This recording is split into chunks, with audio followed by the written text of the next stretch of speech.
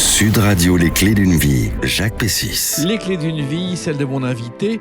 Tôt le matin, vous observez, commentez un monde politique qui relève souvent du théâtre. Et le soir, vous passez aux actes, mais sur scène, en jouant beaucoup plus vrai que certains de nos gouvernants.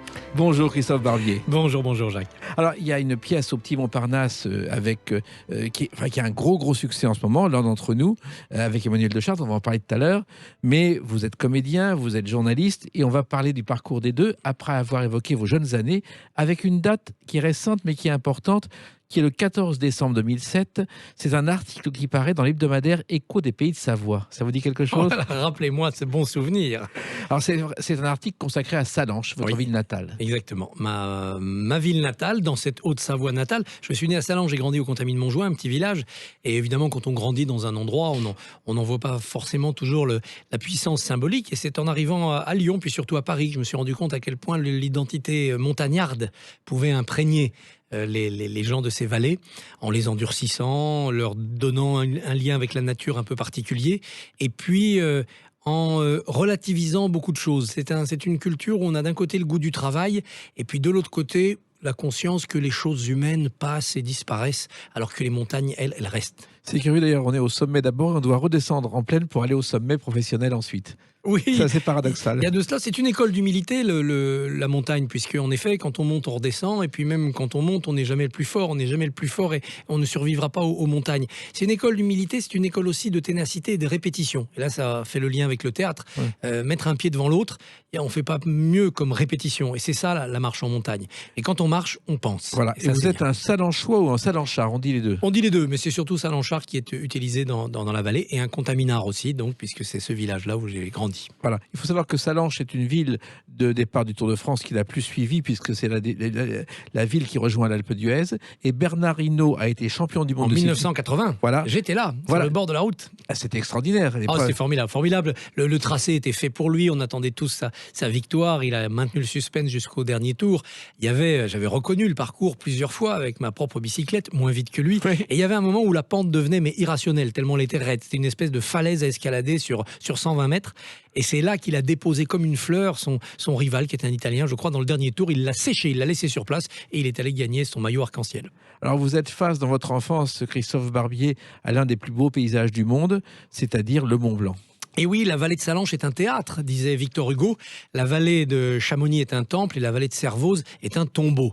Il avait été lui-même, dans son petit tour des Alpes, impressionné par la majesté de ce paysage qui s'ouvre quand vous débarquez de la Cluse, qui a donné son nom à la ville, la Cluse, et on arrive à Sallanches, là d'un seul coup la vallée s'élargit et le Mont Blanc s'étale comme un panorama. Et effectivement, on l'appelait la montagne maudite à une époque. Il y a même une légende, ça aurait été un royaume enchanté, et au sommet du Mont Blanc, il y avait la reine des fées, la déesse blanche, qui était au milieu des fleurs et des prés verdoyants. Il fallait pas aller la chatouiller, sinon elle vous gardait dans ses crevasses.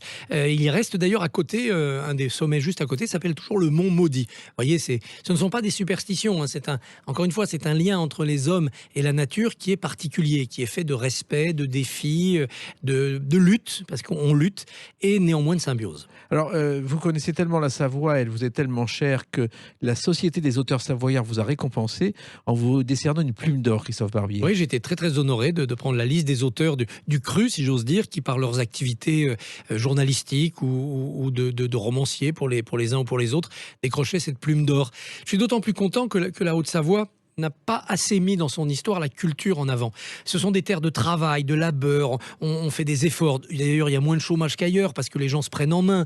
La génération de mes parents et de mes grands-parents, on avait deux activités. On était paysans dès l'aube, puis on allait travailler la journée, puis on revenait s'occuper des bêtes le soir. Ce sont des gens qui ont un courage extraordinaire. Mais évidemment, l'art, l'oisiveté, la création, les muses, ça leur semblait quelque chose d'un peu superflu. Et il est toujours bon de voir ces terroirs durs finalement faire toute sa place à la culture. Alors la culture, vous la connaissez depuis votre enfance. En fait, alors que vous êtes un homme d'actualité, votre enfance, vous l'avez passé, Christophe Barbier, dans les archives municipales. Oui, c'était un de mes premiers jobs d'été, comme on disait déjà à l'époque. C'était d'organiser ces archives de la ville de Sallanches, qui était en fait un grenier désordonné. Personne n'avait pris soin de classer les documents.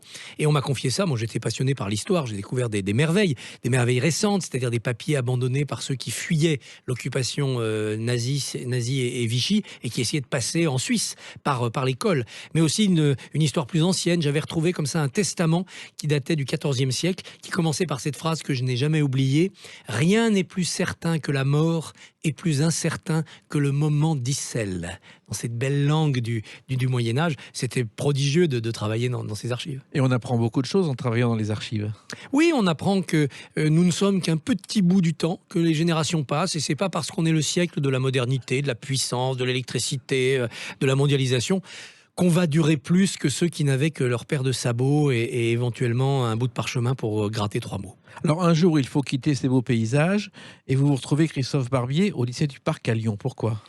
Parce que je voulais devenir journaliste. J'avais lu dans les brochures distribuées par l'orientation scolaire que faire une hypocagne, une cagne pouvait être recommandé. Donc j'ai candidaté un peu à tâtons, à l'aveugle, et j'ai été pris dans ce prestigieux lycée. C'est un choix que j'ai fait non pas au hasard, mais j'aurais pu prendre d'autres établissements. Et je m'en suis toujours félicité parce que je suis arrivé dans une abbaye de Thélème où les enseignants étaient absolument formidables. Mes camarades partageaient mon goût de l'histoire, des lettres, du théâtre. On avait des discussions toute la nuit. Pour paraphraser Jacques Lang, je suis un peu passé de la nuit à la lumière. Non que les montagnes fussent la nuit, parce que j'avais aussi des profs formidables. J'y ai découvert le théâtre, les matières scolaires. J'ai été passionné quand j'étais jeune. Mais en Cagne, j'ai pu épanouir tout cela. Chaque seconde de mes journées était vouée à des matières que j'adorais. Et ça a été pour moi 3 années d'embellissement intellectuel. Encore aujourd'hui, très souvent, je me sers de choses que j'ai apprises à 17, 18, 19 ans grâce à mes maîtres et à mes maîtresses de la Cagne du lycée du Parc. Voilà, le lycée du Parc, Gérard Collomb y a fait ses études. Oui. Et quelqu'un qu'on a un peu oublié, qui est Louis Armand, qui a été l'un des présidents de la SNCF, membre de l'Académie française. Marc Lambron.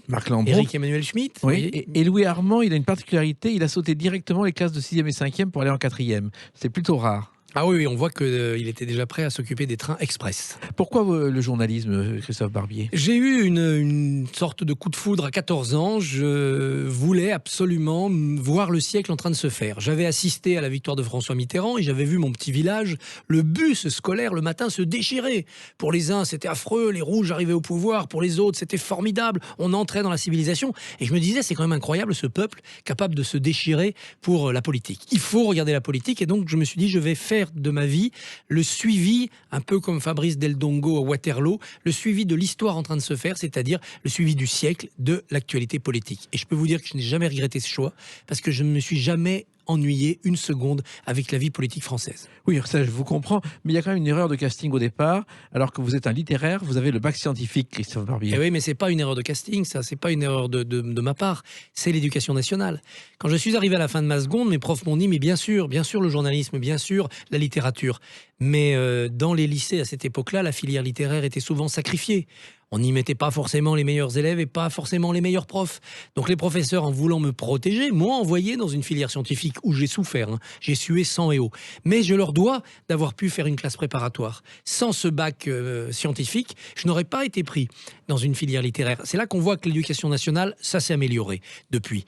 Elle marchait sur la tête à ce moment-là. Ouais. Et la recherche de l'excellence républicaine passait par des manœuvres et des voies un peu trop tordues. Reconnaissons que depuis, ça s'est amélioré grâce aux profs qui font presque tous un travail formidable et grâce à quelques ministres.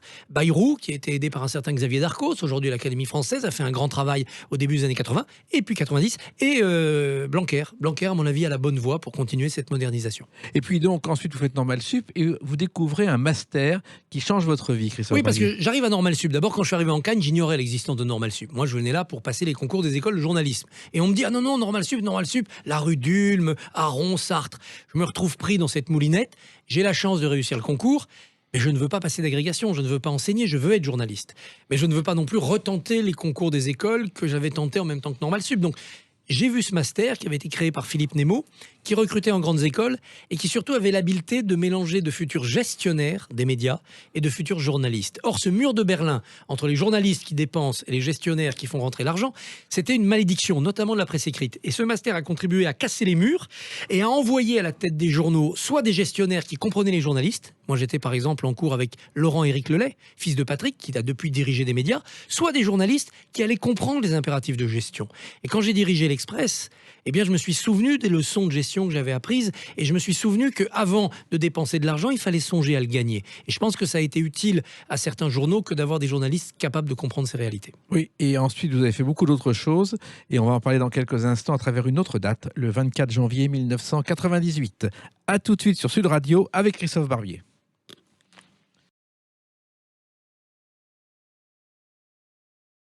Sud Radio, les clés d'une vie, Jacques Pessis. Sud Radio, les clés d'une vie, celle de mon invité Christophe Barbier. Il y a cette pièce au théâtre de Montparnasse qui est l'un d'entre nous. L'un de nous deux. L'un de nous deux. Voilà. À chaque fois je dis l'un d'entre nous, je ne sais pas pourquoi. C'est une pièce où vous jouez Georges Mandel, on en parlera tout à l'heure. Face à Léon Blum, c'est l'autre. Voilà, donc erreur rectifiée. Et puis une date importante, le 24 janvier 1998.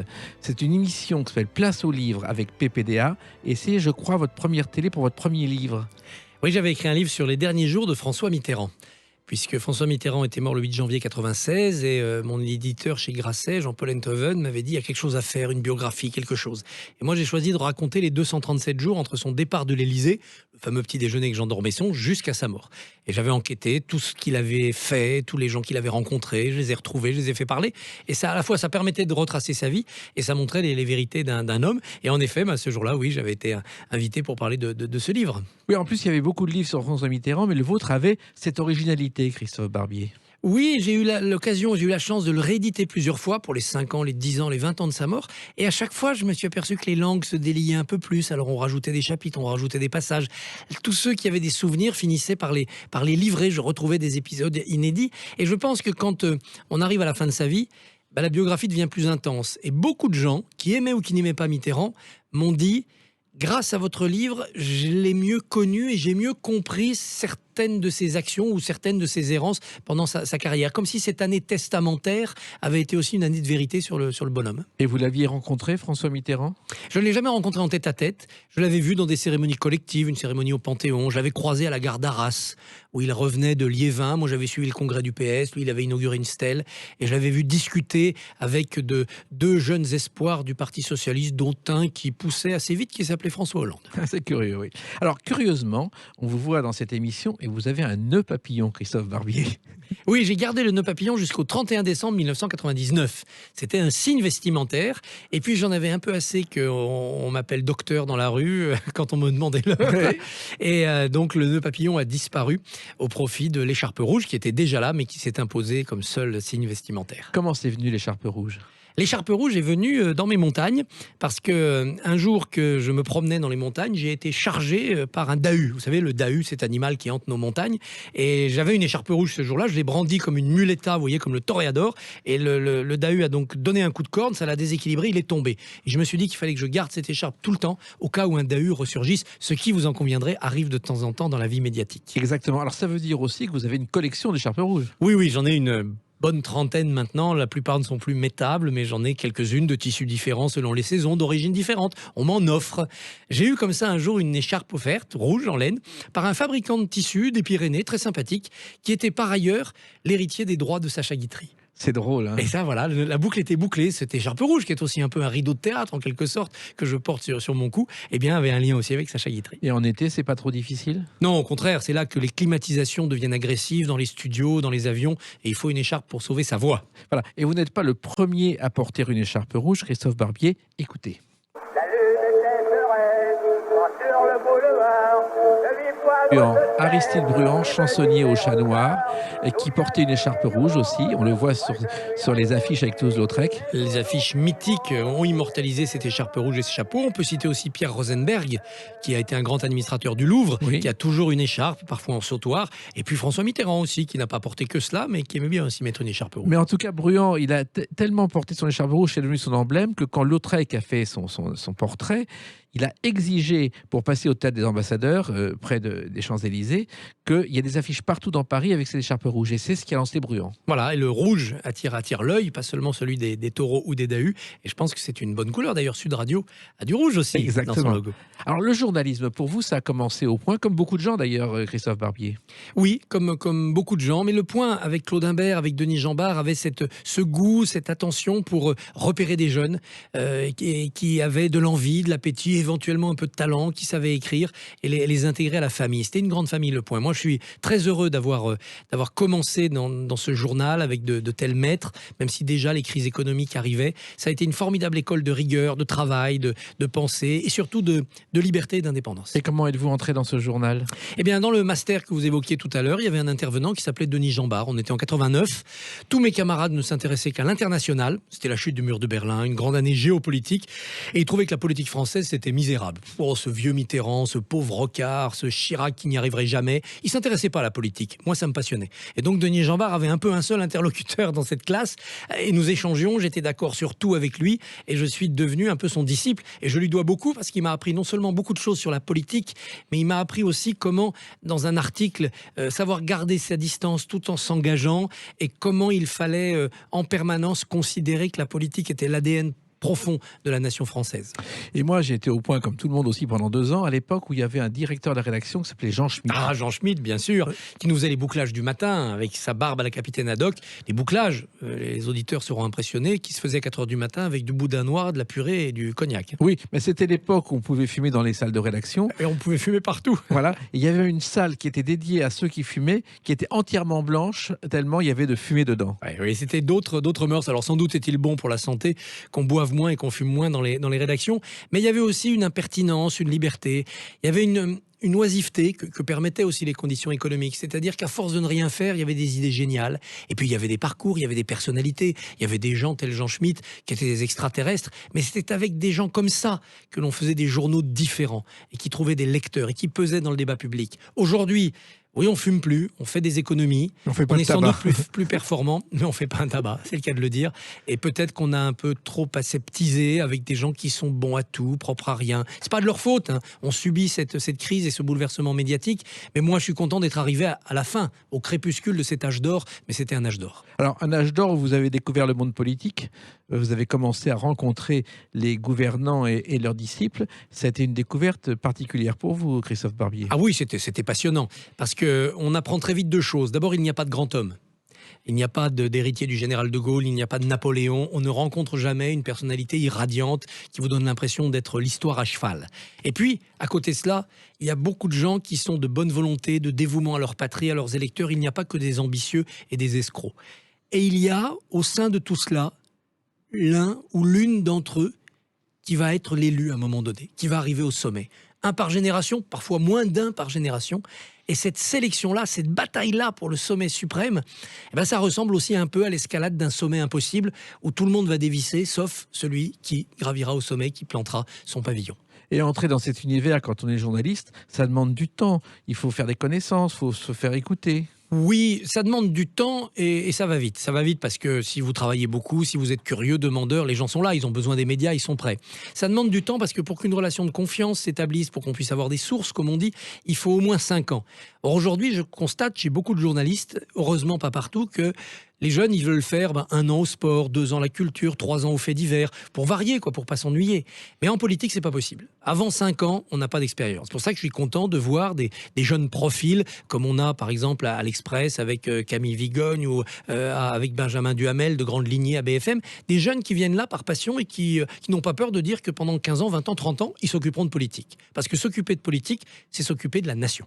Et puis en même temps, vous avez été formé complètement, d'abord au Point, puis à la radio, à Europe numéro 1, et vraiment, vous avez appris le métier de tous les côtés. C'était important, Christophe Barbier. Europe 1, c'était aussi une très très bonne école. C'était l'école de la rapidité, mais c'était aussi une radio qui s'adressait encore plus à l'époque qu'aujourd'hui aux cadres, à ce qu'on appelait les décideurs, aux actifs, c'est-à-dire à ceux qui sont dans la locomotive du pays, au premier de cordée, dirait Macron.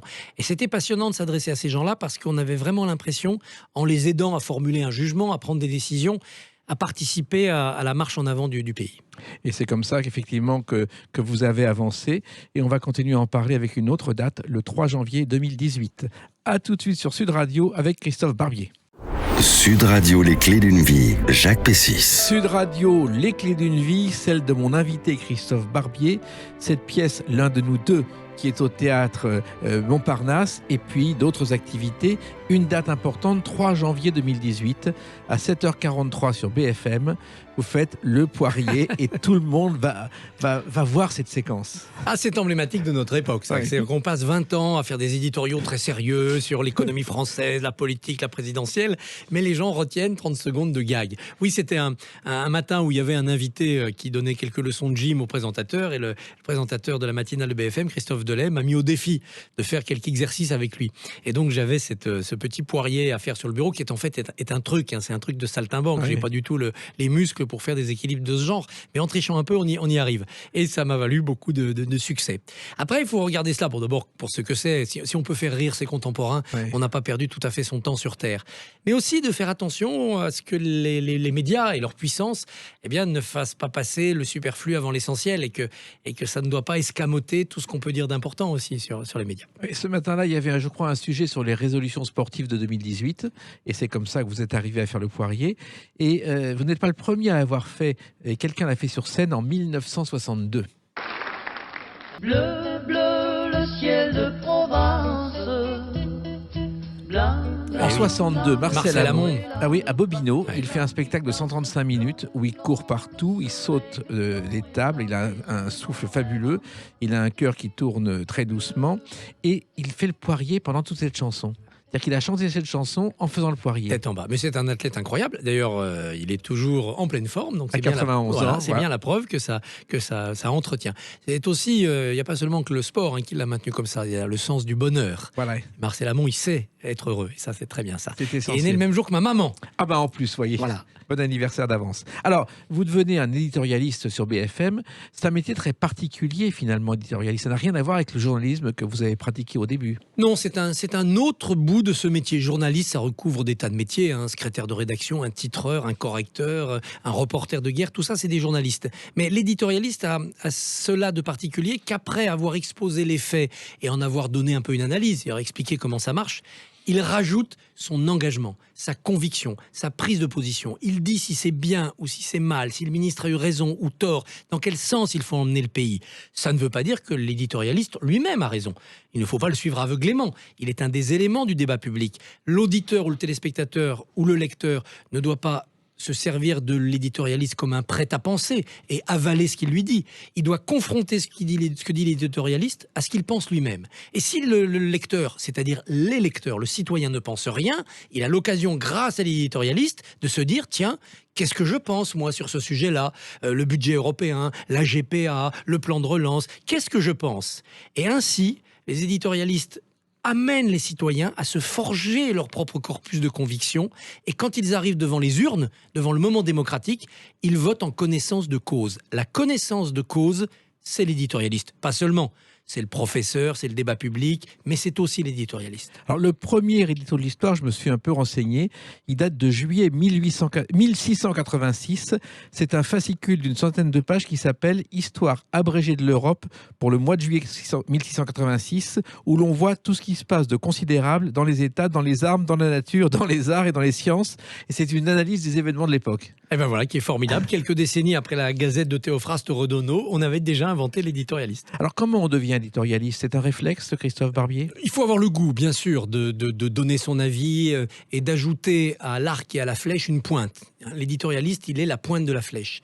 Mais c'est pas seulement une question de goût. Il faut aussi avoir de l'expérience. C'est-à-dire, il faut avoir rencontré beaucoup de situations politiques. Il faut pouvoir être à l'abri des duperies et des rideaux de fumée, même si on n'est jamais protégé.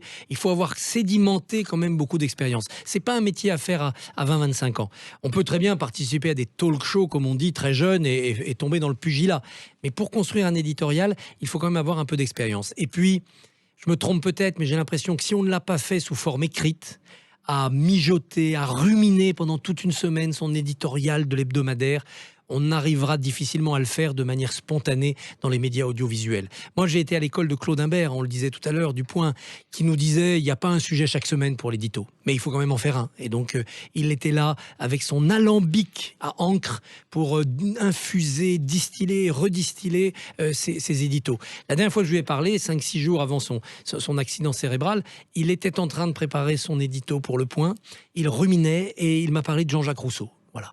Et l'éditorialiste, c'est cela. C'est celui qui dialogue avec Jean-Jacques Rousseau, et Claude, il dialoguait aussi avec les Romains, avec les stoïciens, et qui, de ce dialogue, produit un soupir, une virgule, une petite note, mais qui va s'ajouter à ce long et lent concert des réflexions. Alors Maurice Siegel à la VSD appliquait le même principe. Quand il faisait l'éditorial de son hebdomadaire, c'était une après-midi et chacun venait travailler avec lui pour corriger un mot ou une virgule. Et on vit avec son édito. Moi, quand je faisais celui de l'Express, j'étais hanté toute la semaine. Est-ce que je vais trouver un sujet? Est-ce que j'ai trouvé le bon sujet? Est-ce que ça tient un édito? Certains s'écrivaient vite parce qu'on était emporté par la passion, on était content. D'autres, on était tel un laboureur dans un champ plein de cailloux. C'était une obsession. Voilà, l'éditorial, ça doit être une obsession. Oui, en même temps, l'éditorialiste a des soucis à se faire parce que on le traite de tous les noms. Il se fait insulter. On vous a même traité, je crois, un jour d'auditocrate. Ah oui, on a eu droit à tous les noms d'oiseaux et le moment des Gilets jaunes a été aussi un paroxysme en la matière. Alors que le peuple critique en permanence les élites, ne croit pas ce qu'on leur dit. Très bien, c'est bien. Un peuple sceptique, c'est aussi un peuple qui est amené à réfléchir. Mais il bascule parfois dans le populisme, c'est-à-dire dans l'insulte envers l'élite, et les éditocrates ou les auditocrates ou les éditorialistes sont assimilés à des élites. Mais nous ne disons jamais la vérité, nous ne l'avons pas plus que personne, nous disons notre vérité. Oui. Si elle dérange, c'est le problème de celui qui écoute, c'est qu'il est quelque part pas très sûr de ses arguments, puisqu'il préfère l'insulte à la contre-argumentation. Oui, mais en même temps, il faut une armure, peut-être une armure morale pour se protéger de tout cela. Oui, bien sûr, c'est un métier où il faut avoir un peu de solidité psychologique. Mais honnêtement, moi j'ai vu des journalistes, j'allais dire mes journalistes à l'Express, partir sur des fronts de guerre, partir en Afghanistan, au Liban, en Syrie. Eux, ils risquent leur peau. L'éditorialiste, oui, il risque quoi? Des agressions verbales, parfois peut-être un coup de poing avec quelqu'un de mal luné. Enfin, c'est quand même pas affronter Daesh. Donc l'éditorialiste ne doit pas non plus crier à la victime. Et vous avez été aussi un pionnier d'un genre qui se développe sur toutes les chaînes aujourd'hui, le débat politique. Vous avez commencé avec Éric Zemmour, Christophe Barbier, à l'époque où on ne le connaissait pas. J'ai créé Ça se dispute avec Éric en 2002-2003. Donc déjà, on voyait le filon polémique qui était possible. On était sur des positions tellement antagonistes. Et bon, lui a prospéré dans cette voie-là. À l'époque, on arrivait parfois à le faire bouger de ses convictions. Et puis, il s'est un peu enfermé dans sa propre forteresse idéologique. Ça n'en demeure pas moins un partenaire de débat agréable, courtois, ludique, mais je pense que il a tort. Éric, tu te trompes, reviens parmi nous. Mais le débat surtout a évolué. Il n'y avait pas autant de pugilat voici quelques années qu'aujourd'hui. Oui, il y a beaucoup plus de pugilat aujourd'hui, on s'écoute moins, la violence est partout et elle est aussi dans ces débats. C'est aussi parce que souvent on compose des distributions déséquilibrées pour ces débats. On met autour de la table des gens qui ne sont ni de même formation, ni de même métier, évidemment pas de même opinion, et on n'essaye pas de construire quelque chose de progressif. Moi j'ai eu la chance de participer très longtemps à C'est dans l'air. C'est dans l'air qui est une émission du service public où au contraire on s'écoute pour monter un escalier ensemble. On n'est pas d'accord. On ajoute chacun une pierre, une marche dans des directions différentes, mais l'escalier se construit. Il y a trop peu d'émissions de ce genre. Le pugilat l'emporte trop sur la co-construction, comme on dit maintenant. Et d'après mes calculs, C'est dans l'air, vous êtes passé 39 fois en 4 ans, ce qui est un record absolu. Oh oui, je le fais depuis plus de 15-20 ans. Oui, j'ai dû commencer en 2002, dès la première année. Donc oui, j'ai beaucoup d'émissions, mais c'est toujours un bonheur d'abord. Et puis, il faut aussi céder sa place. Moi, je suis content de voir des figures nouvelles à C'est dans l'air, notamment des femmes. Une émission qui a fait beaucoup d'efforts sur la parité. C'est très bien, c'est très bien. Il y a chacun son tour. En tout cas, le débat a évolué depuis ses débuts. Le premier débat, c'est Igor Barrère en 1966 avec Face à Face. Et il avait même imaginé le dispositif scénique d'aujourd'hui. Il a fait plusieurs essais et c'est comme ça que ça a commencé à la télévision. Et à l'époque, on le traitait de fou en disant un débat, ça marchera jamais. Et ça marche. Voilà. Les gens adorent le contradictoire parce qu'ils peuvent se faire leur propre opinion. Ça marche tellement que c'est devenu un rendez-vous quasiment incontournable de notre vie démocratique. Le débat d'entre deux tours, c'est le moment clé d'une campagne présidentielle. Alors, il y a aussi votre vie quotidienne, Christophe Barbier. Il faut une drôle d'hygiène de vie pour être le matin tôt à la télé et le soir tard sur scène. On n'a qu'une seule vie, donc il faut en avoir plusieurs. La seule hygiène de vie, c'est celle-là. La vie est courte, la Covid nous l'a encore rappelé, donc il faut dévorer la vie. Ma maman me dit souvent, tu brûles la chandelle par les deux bouts. S'il y avait un troisième bout, je le brûlerais aussi. Pour vous, un journaliste, c'est pas un travail, c'est un côté multicarte. puis c'est surtout un état d'esprit. On est journaliste 24 heures sur 24, donc on doit être curieux de tout. La première qualité du journaliste, c'est la curiosité. Il y a autant d'intérêt à savoir qui va gagner la Star Academy ou The Voice et qu'est-ce qui s'est passé entre Trump et Biden lors du dernier débat. Voilà. C'est pas la même importance pour l'avenir de l'humanité, on est bien d'accord, mais le journaliste doit avoir le même appétit, parce que même dans les petits sujets, peuvent se nicher parfois de grandes leçons pour l'épidémie. C'est dans les petites choses que sont parfois les plus grandes, hein, disait Victor Hugo. Et vous avez eu un jour une intuition, c'est devenu un scoop, lorsque vous étiez directeur de l'Express, vous avez cru le premier en Barack Obama et personne n'y croyait à l'époque, Christophe Barbier. Oui, mais là encore, j'avais un bon espion sur le terrain, Jacques Attali, qui était éditorialiste, qui était allé aux États-Unis. Et il nous avait dit, bah tiens, dans la convention démocrate qui avait investi je ne sais plus quel candidat qui s'était fait battre après par George Bush, il y a un jeune sénateur de Chicago qui a pris la parole devant une salle clairsemée, il est formidable, un jour il sera président, suivez-le.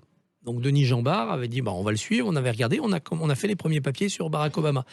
Et de la même manière, quand on est venu me voir en me disant, oh, ce jeune type là qui veut dynamiter la gauche de l'intérieur, là, il a sans doute un avenir, faudrait le suivre, j'ai dit oui, il s'appelait Emmanuel Macron. Et c'est comme ça que ça a commencé. C'est juste la curiosité.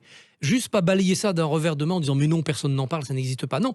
Ah bon, tiens, il y a quelqu'un, c'est intéressant, on va voir. On peut se tromper, hein, ça peut faire chou blanc, mais la curiosité.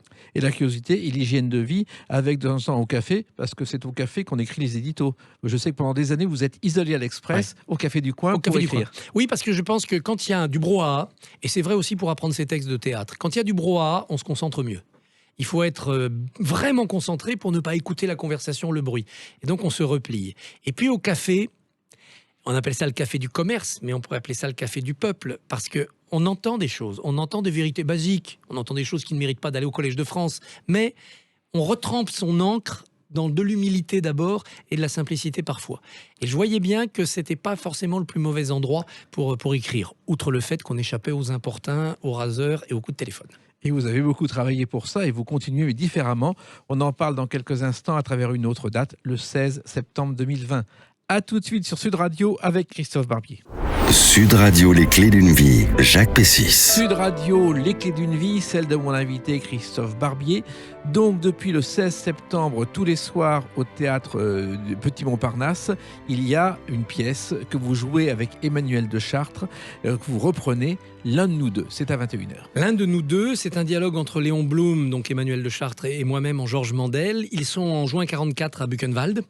Ils sont prisonniers des nazis et Philippe Henriot, le ministre de l'Information de Vichy, est assassiné à Paris et Vichy demande aux Allemands de renvoyer l'un des deux, l'un de nous deux, pour être exécuté. Et pendant 24 heures, ils ne savent pas lequel des deux va être envoyé.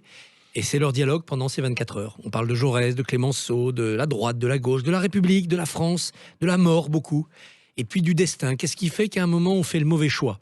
Pourquoi De Gaulle part à Londres et Mandel ne part pas ? Alors qu'on lui propose, les Anglais viennent le chercher. Pourquoi Blum se laisse arrêter ? Pourquoi Blum n'a pas dressé tous les socialistes contre les pleins pouvoirs à Pétain en juillet 40 ? Pourquoi il a finalement laissé faire pour préserver l'unité du parti ? Ce sont des hommes rattrapés par leur conscience et puis rattrapés aussi par la fatalité. Ouais, et d'ailleurs, le spectateur connaît la fin, puisqu'on sait que Mandel a été assassiné en représailles de l'assassinat de Philippe Henriot, et Léon Blum s'en est très bien sorti. Et d'ailleurs, il a été, je crois, accueilli à Paris par le père d'Emmanuel de Chartres, qui est votre partenaire, qui s'appelait Philippe de Chartres. Philippe de Chartres, donc, qui était résistant, que le général de Gaulle a envoyé à la gare chercher Léon Blum. Léon Blum lui a dit « Ah, jeune homme, vous voulez faire de la politique, c'est un métier farouche ». Et souvent, dans les conseils des ministres, quand les gaullistes se laissaient emporter contre les socialistes et contre Blum, de Gaulle disait, Emmanuel me le racontait encore, son père le lui disait, de Gaulle disait « Ne dites pas de mal de Léon Blum, nous lui devons beaucoup ». Donc il y avait quand même un lien entre le gaullisme, ce que Blum avait incarné, le Front populaire, l'idée de s'intéresser aussi aux couches populaires, et c'est devenu une donnée forte du gaullisme. Et évidemment, à travers Emmanuel et Philippe de Chartres, donc on a cet héritage, mais aussi notre auteur, Jean-Noël Jeanneney, ministre de Mitterrand, qui est le fils de Jean-Marcel Jeanneney, ministre de Gaulle, et le petit-fils de Jules Jeanneney, président du Sénat en 1940. Et quand Mandel est arrêté en juin 40, c'est Jules Jeanneney qui dit à Pétain « faut le libérer, c'est honteux de l'avoir arrêté ». Il est libéré, et puis il est arrêté quelques jours plus tard à nouveau, et là il ne sera jamais relâché, il en mourra. Et alors, comment êtes-vous arrivé dans cette aventure, Christophe Barbier ? Eh bien, je connaissais Emmanuel par ses activités de théâtre. Le metteur en scène Jean-Claude Idé, je le connaissais aussi comme critique théâtre. Et bon, ma passion pour le théâtre et la politique m'a amené à faire des lectures de ce texte, qui était un texte d'histoire passionnant. Et puis, on a vu que sous ce texte d'histoire, il y avait une vraie pièce. Jean-Noël Jeanneney l'a retravaillé, le metteur en scène aussi, et on est arrivé à travers des lectures, des mises en espace, on est arrivé au Théâtre Montparnasse. Et ça fait maintenant 105 représentations. Et tout se passe bien, les gens sont émus. Ceux qui arrivent en connaissant la fin, parfois ont un doute, mais est-ce que je me souviens bien? Est-ce que c'est bien Mandel qui va partir? Est-ce que ce n'est pas Bloom? Et on sent vers la fin de la pièce une émotion tordre les gens. C'est ça d'ailleurs le plus bouleversant. C'est de faire partager une émotion sur quelqu'un qui est mort en 44, qui est un peu oublié, disons-le, aucun parti n'a récupéré la mémoire de Mandel, même si Sarkozy en a fait une biographie. Et là, les gens se disent, waouh, quand même, moi, qu'est-ce que j'aurais fait en 40? Je serais parti à Londres, je serais resté en France, j'aurais résisté. Et donc, ça remue beaucoup les spectateurs. Et on doit quand même beaucoup à Georges Mandel parce qu'il était ministre des PTT quand il a lancé les programmes réguliers à la télévision le 26 avril 1935. Et c'était la première émission d'une diffusion expérimentale, alors que la première diffusion avait lieu dans un laboratoire quelques années plus tôt. Exactement. Il y a cru. Il a dit, on va le développer, on va mettre des émetteurs. Il était bien le seul à y croire. Quand les Allemands sont arrivés à Paris, ils ont repris aussi cette invention.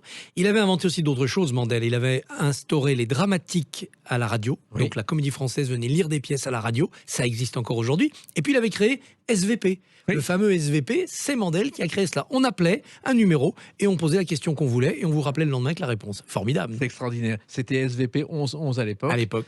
Et effectivement, c'était très efficace. Alors, comment on se met dans la peau de Georges Mandel, Christophe Barbier ? C'est très difficile. Et moi, j'ai l'impression de m'être moins mis dans sa peau que de l'avoir laissé m'envahir par des lectures, par des fréquentations. Si vous passez au Trocadéro près du cimetière de Passy, il y a sa tombe, il y a le médaillon qui lui rend hommage. Et puis, à la fin de la pièce, au moment où le gardien nazi vient choisir l'un des deux, et que c'est sur moi que ça tombe, je pense tous les soirs à la fille de Mandel, qui avait 14 ans quand son père a été assassiné. Elle ne l'avait pas revu depuis plusieurs années. Elle a écrit une lettre au maréchal Pétain pour s'indigner, pour protester. Évidemment, il était trop tard, son père avait été assassiné.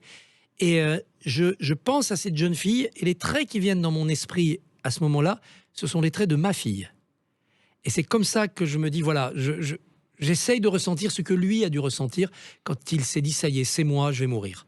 Mais est-ce que c'est cela? C'est impossible de vivre cela sans l'avoir vécu vraiment. Et ça fonctionne parce qu'apparemment les spectateurs sont surpris en disant « Christophe Barbier, on ne pensait pas qu'il était comme ça quand on vous voit sur BFM le matin ».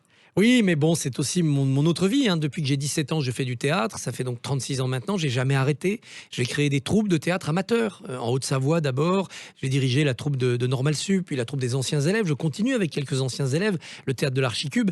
Et puis, ayant plus de temps, n'ayant plus la direction du journal L'Express, j'ai basculé aussi du côté professionnel. Avec amour d'abord, parce que j'adore les hommes et les femmes de théâtre. J'adore les artistes de théâtre. Et avec passion, parce que là encore, les années qui sont à nous sont en nombre compté, on le sait.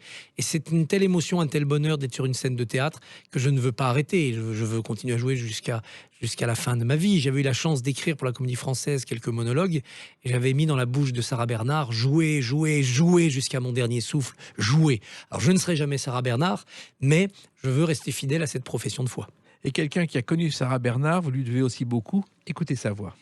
Mais je ne crois pas à la mort.